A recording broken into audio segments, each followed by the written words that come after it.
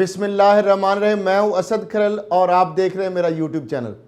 नाजरीन, वो जिस तरह एक इंडियन डायलॉग है बड़ा मशहूर कि साले एक मच्छर ने, इस तरह यही हाल हुआ है इसहाक डार साहब के एक इंटरव्यू का, जिसके बाद उनकी हवाले से जो उनकी दुर्गत बनी है और जिस तरीके से वो एक्सपोज हुए हैं और जिस तरीके से सरदार याद सादक साहब ने जो कहा था उसका अमली वो नमूना पेश कर रहे हैं इसहाक डार साहब। जब उन्होंने कहा था कि टांगें कांप रही थी, पसीने आ रहे थे, तो आप देख रहे हैं कि जो बीबीसी को इंटरव्यू दिया इसहाक डार साहब ने, वाकई उनकी टांगें भी कांप रही थी, उनको पसीने भी आ रहे थे और वो बार बार ज़बान जो है होंठों पर फिर रहे थे और उनकी आंखें बाहर आ रही थी और जो अल्फाज है उनके साथ नहीं दे रहे थे और उनकी जिस तरीके से एंकर ने बोलती बंद की वो भी चश्मे फलक ने देखा। इसहाक डार साहब से जब उन्हें ये सवाल किया एंकर ने कि आपकी और आपकी फैमिली की कितनी जायदादें हैं, इसहाक डार साहब ने कहा कि मेरी सिर्फ एक ही जायदाद है। दोबारा एंकर ने सवाल दोहराया कि आपकी और आपकी फैमिली की कुल कितनी जायदादें हैं, अंदरूनी और बैरून मुल्क जो भी हैं। उनका जी मेरी सिर्फ एक ही है और वो भी हथियार ली गई है, जो पाकिस्तान के अंदर घर की बात उन्होंने की। अब नाज़रीन, आपके सामने आज मैं इसहाक डार साहब की जायदादों की कुछ तफसीलात आपके सामने रखूँगा और उससे आपको अंदाज़ा हो जाएगा कि ये लोग किस तरह बैठ के झूठ बोलते हैं और किस तरह ये लोग समझते हैं कि जो हम झूठ बोलेंगे वो एक्सेप्ट कर लिया जाएगा। और एक झूठ को छुपाने के लिए, यानी एक सच को छुपाने के लिए आप कहते हैं 1000 मरतबा भी झूठ बोलें तो वो झूठ जो है वो झूठ ही रहता है। सच जो है वो सच को आप छुपा नहीं सकते उन 1000 झूठों के अंदर भी। अब मामला ये है कि इसहाक डार साहब कह रहे हैं जी मेरा एक घर है और वो घर भी जो है जब नैब ने उसको क्वेश्चन किया, उसके ऊपर जब उन्होंने मुजमिद किया तो उसके ऊपर भी इसहाक डार साहब की जो अहलिया हैं तबस्सुम डार साहबा वो मैदान में उनको उतार दिया गया और उन्होंने कहा जनाब ये घर तो मुझे इसहाक डार साहब ने गिफ्ट दिया है। तो इस हवाले से जब LDA रिकॉर्ड वहाँ से हासिल किया गया तो वहाँ पे किसी किस्म का इस तरह का कोई वहाँ पे एग्रीमेंट नहीं था। तो अब ये इसके बाद अब इसहाक डार साहब जो हैं उन्होंने ये प्ली ली जब उनसे कहा गया कि जनाब, एंकर ने कहा कि जनाब आपने कहा है कि आपकी एक प्रॉपर्टी है सिर्फ, तो हम आपसे पूछ रहे हैं कि आपकी और आपकी फैमिली की जो प्रॉपर्टी है, आप लंदन में कहाँ रह रहे हैं, दुबई के अंदर आपकी बहुत सारी मीडिया रिपोर्ट्स भी मौजूद हैं, नैब भी ये इल्ज़ाम लगाता है। तो अगर वाकई ही ये एक प्रॉपर्टी है तो ये तो केस बड़ा सीधा है। तो आप पाकिस्तान में जाके, तो फिर उन्होंने खुद ही जब उन्होंने पूछा तो कहते हैं हाँ लंदन में भी एक है और दुबई के अंदर विलास की भी उन्होंने बात की। तो उन्होंने कहा कि ये जो आप से मैंने सवाल जो किया था कि आपकी और फैमिली की, पहले आपने एक का, अभी आप कह रहे हैं कि ये भी चीज़ें हैं। तो उस पर इसहाक डार साहब जो है वो कहानी ये बनाने की कोशिश की कि जनाब 17 साल से मेरे बच्चे बिजनेस कर रहे हैं और ये उन्होंने सब कुछ बनाया है। इसहाक डार साहब पहले तो ये बनाएं कि जो घर उन्होंने बनाया है और उसके लिए पैसा कहाँ से आया। फिर उसके बाद वो ये क्या बताना पसंद करेंगे कि जो अपने बेटे को उन्होंने कर्ज़े हसना दिया, यानी 54 करोड़ रुपया जो अपने बेटे को कर्ज दे रहे हैं, वो 54 करोड़ रुपए का हिसाब देना वो पसंद करेंगे कि वो उनके पास किधर से आया। फिर वो ये बताना पसंद करेंगे कि 17 साल पहले जब उनके बच्चे जो ना तो पाकिस्तान में कोई कारोबार करते थे ना किसी कोई बड़ी जॉब पे थे, अगर उन्होंने बिजनेस शुरू किया तो उनके पास उसका पैसा कहाँ से आया, क्या उसकी वो मनी ट्रेल देना पसंद करेंगे। दुबई के अंदर अरबों रुपए मालियत के जो HDS1 और HDS2 दो मल्टी स्टोरी जो टावर हैं वो अरबों रुपए उनके पास कहाँ से आ गए 17 साल पहले। फिर उसके बाद लंदन के अंदर जो उनकी अपार्टमेंट है उसके लिए पैसा कहाँ गया। अब आपके सामने मैं इसहाक डार साहब की चंद और जो प्रॉपर्टीज़ हैं उसकी तफसीलात भी आपके सामने रख रहा हूँ। इसहाक डार साहब जो है इस्लामाबाद में इनकी 6 एकड़ ज़मीन इस्लामाबाद में है, यानी 48 कनाल जो ज़मीन है वो इस्लामाबाद में है। फिर DHA में इनका एक घर है। फिर उसके बाद अल फलाह हाउसिंग सोसाइटी है, वहाँ पे इनके 3 प्लाट्स हैं। फिर जिस तरह लाहौर की सोसाइटी गुलबर्ग 3 में जिस तरह मैंने बताया वो तो इनका घर है। फिर तबस्सुम डार साहबा जो है इनकी जो अहलिया हैं, उनके नाम पर मौजा भटिया में 2 कनाल 19 मरले का प्लाट है। पार्लियामेंट इनक्लेव में 2 कनाल जो है के प्लाट में अयाज बिल्डर के साथ इसाक डार साहब जो है उन्होंने इन्वेस्टमेंट कर रखी है। फिर सेनेट कोऑपरेटिव सोसाइटी के अंदर भी एक प्लाट के मालिक हैं। फिर दस्तावेजात के मुताबिक मजीद जो चीज़ें सामने आई हैं उसमें इसाक डार साहब मर्सिडीज 3 लैंड क्रूजर्स समेत 6 गाड़ियों के मालिक हैं और इनकी मालियत भी करोड़ों रुपए है। फिर इनके साथ साथ इसाक डार साहब 11 मुल्की और गैर मुल्की कंपनियों में इनकी सरमायाकारी है। इसके साथ साथ जिस तरह मैंने बताया कि इस्लामाबाद लाहौर में जायदाद, उसमें दुबई और जुमेरा में भी 2 इनके फ्लैट्स हैं।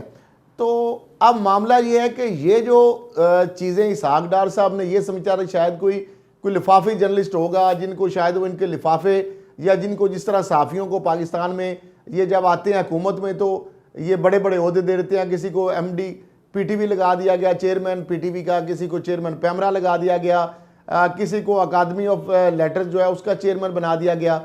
और इस तरह बहुत सारे जो लोग होते हैं उनको ये मुख्तलिफ ओहदे जो हैं, किसी को एम्बेसडर बना दिया।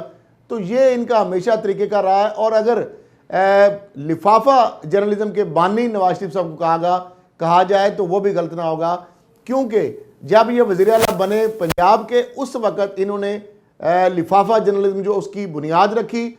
और उस वक़्त आज भी मेरे पास वो मौजूद है, वो चेक्स की डिटेल भी मौजूद है, जब नवाज शरीफ साहब ने सहाफ़ियों को, कालम निगारों को, चीफ रिपोर्टर को, बीट रिपोर्टर्स को और मैगज़ीन एडिटर्स को, जो मुख्तलिफ एडिटर हैं अखबारात के, उस वक्त चूँकि चैनल नहीं थे, उनको बाकायदा उनको सरकारी ख़जाने से पैसे देने शुरू कर दिए, लिफाफे देने शुरू कर दिए और उसकी बुनियाद रख दी। ना सिर्फ लिफाफे दिए बल्कि LDA, चूँकि LDA जो होता है उसका जो चीफ एग्जीक्यूटिव जो भी होता है वो उसका चेयरमैन भी होता है LDA का, तो LDA से जो कीमती प्लाट हैं वो भी उनको देने शुरू कर दिए। ये रवायत नवाज शरीफ साहब ने डाली थी। और इसके साथ साथ सहाफ़ियों के साथ साथ उन्होंने जजेस को प्लाट जो है वो भी देने शुरू कर दिए। तो अब मामला ये है कि जो ये समझ रहे थे कि शायद पाकिस्तान की तरह, पाकिस्तान की किसी मीडिया हाउस की तरह किसी अखबार या चैनल की जिस तरीके से ये एक फरमाइशी इंटरव्यूज़ इनके किए जाते हैं और मालकान की जानब से और ख़ास अपने पसंदीदा सहाफ़ियों को ये इंटरव्यू देते हैं और सवाल भी पहले इनकी मर्ज़ी के मुताबिक जो इनकी जानब से अप्रूव होके आते हैं वही इनको किए जाते हैं। तो ये समझ रहे थे कि शायद बरतानिया में भी वो शायद वो ये समझ लिया इन्होंने गलती से इसाक डार साहब ने कि वहाँ पे भी ये इस तरह की हरकत कर लेंगे। तो आपने देखा जब वो सवाल एंकर ने किए, कई भी सवाल किए, एक तो उन्होंने सवाल ये किया कि जनाब आप जनरल ज़िया हक साहब जो हैं, आपके जो बॉस हैं नवाज शरीफ साहब, तो वो लेके आए उनको सियासत के अंदर जो डिक्टेटर थे, तो अभी आप जो है किस तरीके से उसी चीज़ को गलत कह रहे हैं जिसको पहले आप सही कह रहे थे। तो ये तो हिपोक्रेसी है। तो इस पे इसाक डार साहब ने पहले तो इस सवाल का जवाब ये दिया जनाब इमरान खान साहब जो है चूँकि उनके भी 21 क्लिप्स जो हैं वो मुख्तलिफ इंटरव्यूज़ जो हैं उन्होंने फ़ौज के ख़िलाफ़ दिए हैं, तो नवाज शरीफ साहब अभी फ़ौज के ख़िलाफ़ बोल रहे हैं, तो वो कोई इसमें गलत बात नहीं है। और सवाल उन्होंने कुछ और किया था, तो उन्होंने कहा कि आप तो वो जर्नैल जो है आपको लाए थे, आपके सियासत में आपको इक़्तिदार में लाए, अभी आप उनको बैशिंग कर रहे हैं। तो उन्होंने इसको जवाब देने के बजाय उन्होंने इमरान खान साहब का कहा कि वो जी भी खिलाफ बोल रहे हैं, तो हालांकि इसका कोई रेलेवेंस नहीं बनता। और फिर उन्होंने कहा जी नहीं नवाज शरीफ साहब आप इवॉल्व हो रहे हैं, यानी इर्तिका का अमल है तो वो अब वो तब्दील हो रही है, उनकी तब्दील हो रही है। तो अब मामला ये है कि 3 दफ़ा तो ये इनकी इर्तिका जो इवॉल्व नहीं हुए। ज़िया हक साहब इनको इक़्तिदार में लाए, उस वक्त भी इनको कोई मसला नहीं था। फिर उसके बाद दोबारा इनको इक़्तिदार में जब लाया गया, मिलके ये आए इक़्तिदार में, फिर 13 के अंदर जिस तरह इक़्तिदार में आए, तो ये सारी दुनिया जानती है। फिर उन्होंने इसाक डार साहब ने इंटरव्यू जो उनसे बात वो कर रहे थे उसका सवाल का जवाब कुछ होता था, सवाल गंदम और जवाब चना होता था। अब फिर उन्होंने कहा कि जनाब आप ये बताएं कि ये जो चीज़ें आप ये बात कर रहे हैं केसेस, जिस तरह आपने बताया बड़ा सिंपली कि जनाब मेरी तो सिर्फ एक प्रॉपर्टी है, तो अगर वाकई ऐसा केस है, इतना सादा है, तो आप जाके कोर्ट ऑफ लॉ में क्यों नहीं इसका वो परसू करते पाकिस्तान में जाके। तो इसहाक डार साहब ने वहाँ पे अजीबोगरीब किस्म की मंतक के नैब जनाब उसकी कस्टडी जो है, और जनाब वहाँ पे तो इंसानी हकूक़ की पामालियाँ होती हैं। नैब कस्टडी के अंदर लोगों को बड़ी तादाद में, दर्जनों या शायद सैकड़ों लफ्ज़ उन्होंने इस्तेमाल किया कि लोगों को मार दिया गया। अब इसहाक डार साहब आप बताएं कि एक बंदे का नाम ले दें, 21 साल से नैब, 1999 से नैब मार्ज़ वजूद में 21 साल हो गए। 21 साल की हिस्ट्री में आप बता दें एक हलाकत नैब की कस्टडी में हुई, एक हलाकत बता दें आप। यानी इतनी झूठ आप बोल रहे हैं बाहर मुल्क के बैठ के। आप किस तरह हमारे अदालती निज़ाम के ऊपर सवालिया और निशान उठा रहे हैं, किस तरह आप इंसानी हकूक़ की पामालियाँ अपने मुल्क के ऊपर एक इल्ज़ाम लगा रहे हैं। और फिर उन्होंने कहा कि जनाब आप के जो लीडर हैं, जो नवाज शरीफ साहब हैं, वो क्रिमिनल हैं, वो मुजरम हैं, वो कन्विक्टेड हैं, वो इश्तहारी हैं, तो वो क्यों नहीं जाते? वो आप तो एक आगे आए थे और आप भी जो हैं। तो इसहाक डार साहब ने कहा जी मैं, तो उन्होंने कहा 3 साल से क्या आपका इलाज अभी भी चल रहा है? उन्होंने कहा जी आप तो आए थे इलाज के लिए, तो 3 साल आप वापस कब जाएंगे? उसका कोई जवाब नहीं उन्होंने दिया। नवाज शरीफ साहब का उन्होंने पूछा वापस कब जाएंगे, उसका भी उनके पास कोई जवाब नहीं था। तो मामला ये है कि ये आपने देख लिया कि किस तरीके से ये अपने जाल में खुद ही फंस गए। ये समझ रहे थे कि जिस तरह पाकिस्तानी टॉक शो में हमने देखा, ये बड़ी बड़के और डिंगे मारते थे और सवाल जिस तरह इनको फरमाइशी होते थे और उसके जवाब पहले से तैयार होते थे और ये सारी मैच फिक्सिंग होती थी। वहाँ पे इनको पता चला कि क्या होता है इंटरव्यू, क्या होती है सहाफत। 25 मिनट के अंदर धो के रख दिया उस साफी ने इनको, और इनको पूरी तरह एक्सपोज कर दिया। इनके पसीने छूट रहे थे वहाँ पे, और जिस तरीके से आप देख रहे थे इनकी बार बार होंठों पे ज़बान फेर रहे थे, इनकी आंखें जो हैं वो बाहर आ रही थी, इनकी ज़बान साथ नहीं दे रही थी, इनको आए बाएँ शाएँ करनी शुरू कर दी, सवालों के इनके पास कोई जवाब नहीं थे।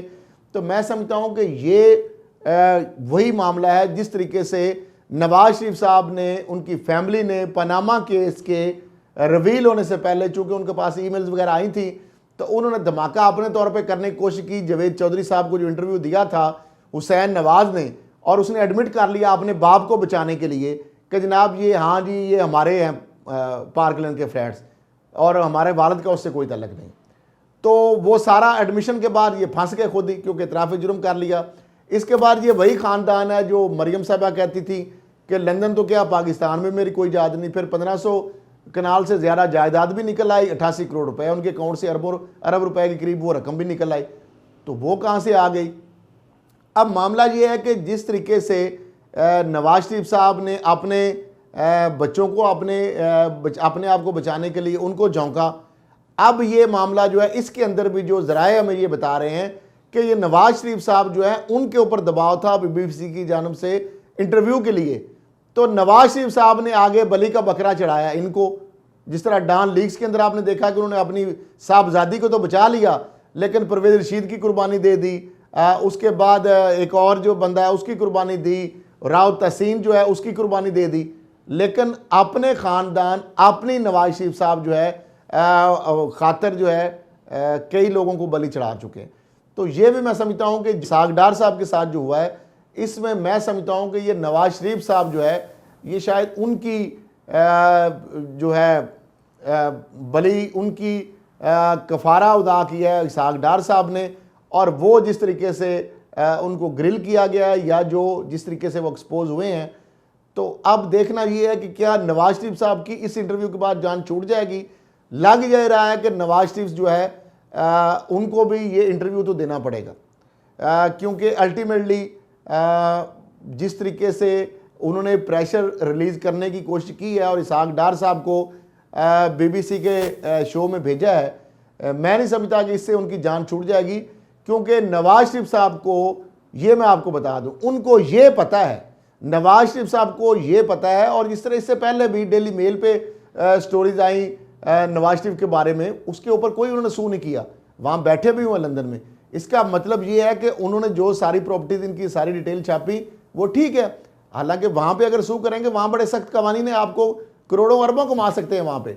तो अब मामला ये है कि नवाज शरीफ साहब को ये थ्रेट है कि कहीं उनके बारे में बीबीसी दोबारा कहीं डॉक्यूमेंट्री ना बना दे और इनके कच्चे चट्टे ना खोल दे, क्योंकि अगर इनके कच्चे चट्टे दोबारा खुल गए, बीबीसी ने खोल दिए, और मैं आपको बता रहा हूं कि इस हवाले से बहुत सारे जो वहाँ पे जर्नलिस्ट हैं बीबीसी के अलावा हट के भी इंडिपेंडेंट जो जर्नलिस्ट हैं, कोई फ्रीलांस जर्नलिस्ट हैं, वो इस हवाले से काम कर रहे हैं। और अनकरीब आप देखेंगे कि बहुत बड़ी एक स्टोरी आने वाली है और उसमें शरीफ फैमिली, नवाज शरीफ साहब ख़ास तौर पर उनकी फैमिली के बारे में होशरबा इंकशाफात जो सामने आएंगे। अभी मैं आपको ये सिर्फ टीज़र दे सकता हूँ, आप अंदाज़ा नहीं कर सकते, क्योंकि इस हवाले से कुछ लोगों का हमारे साथ भी रब्ता हुआ है कि कुछ प्रॉपर्टीज़ या कुछ चीज़ों के बारे में मज़ीद कन्फर्मेशन के लिए उन्होंने मुझसे भी रब्ता किया है। तो ये एक चीज़ बड़ी एक धमाका खेज चीज़ें आ रही हैं। उसके बाद फिर क्या होगा, अभी तो ये चंद सवालों और जवाबों के अंदर ही जिस तरह से इसहाक डार साहब ढेर हुए हैं और एक्सपोज हुए हैं, नवाज शरीफ साहब के बारे में जो कच्चे चट्टे आएंगे वो अल अमान अल हफीज़ है। उसके बाद वो कहते हैं ना फिर चिरागों में रोशनी न रही। तो नाज़रीन आज के लिए इतना ही। आप अगर आपको ये वीडियो पसंद आई है तो आप चैनल को सब्सक्राइब करें और मज़ीद जो वीडियो देखने के लिए ताकि आपको मज़ीद वीडियो जो हैं आप जो भी नई आने वाली हैं वो आप देख सकें। इसी के साथ इजाज़त दी, अल्लाह हाफ़िज़।